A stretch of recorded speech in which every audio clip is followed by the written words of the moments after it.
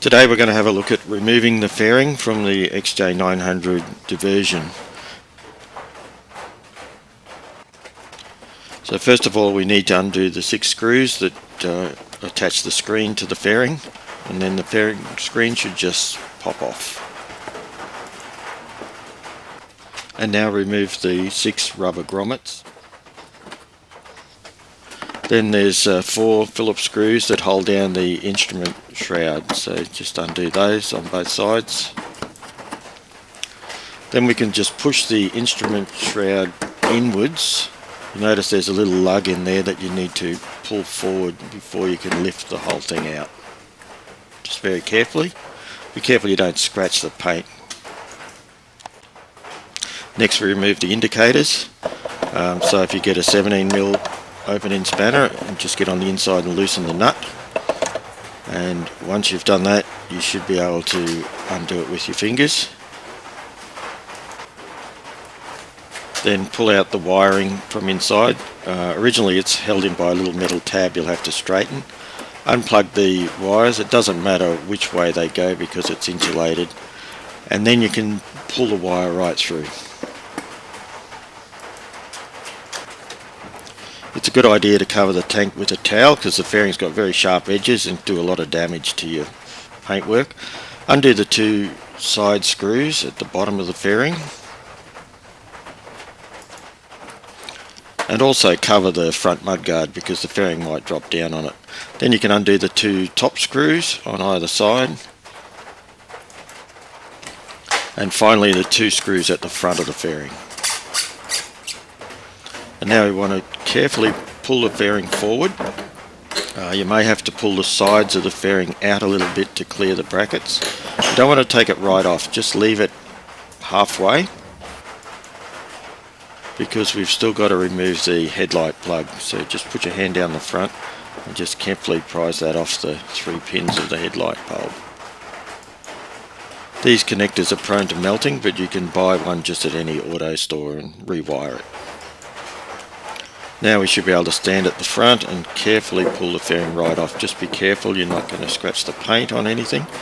Pull it wide open around those brackets and just work very carefully, and it should come completely off. So a couple of little jobs I need to do. The instrument bulbs and the speedo cable's not operating smoothly. So firstly we'll oil the speedo cable. Just unscrew it. And we're going to put a couple of drops of oil down the top of the cable. Just move the inner cable in and out a bit to get it down to the bottom. Screw it back up. Don't forget to tighten it up because they can come loose easily.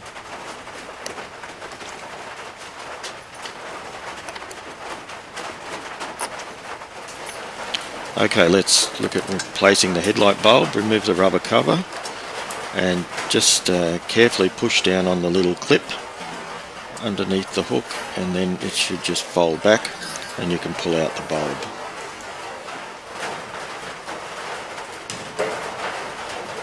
Now this one has got a little visitor where a mud wasp has been making a mud nest in there, so I'm going to tip it up so that that falls out and doesn't go inside the headlight.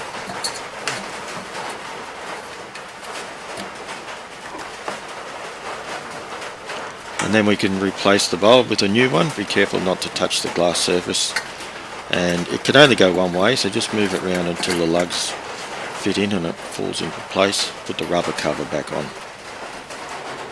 Now let's turn on the headlights and have a look at which instrument bulbs need replacing.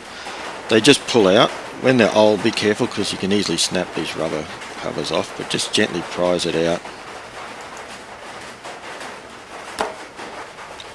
And the bulbs just pull out, so pop a new one in, turn your light on and see if it works, make sure there's no wiring problems. And that one's good, so then we can just push it back in.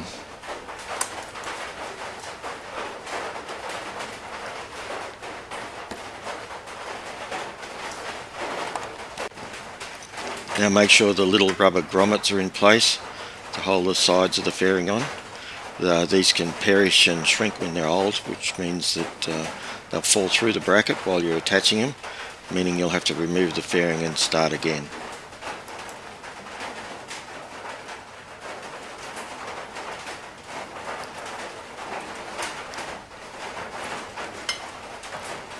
So it's a good idea to put your fingers inside the back of the fairing and hold that rubber lug in place until the screw starts to thread in. And same with the top bracket, make sure the rubber grommet's in place before you replace the screw. And put the rubber plugs back in for the screen. You can buy plugs and screws off eBay, they're pretty easy to get. And pop the screen on.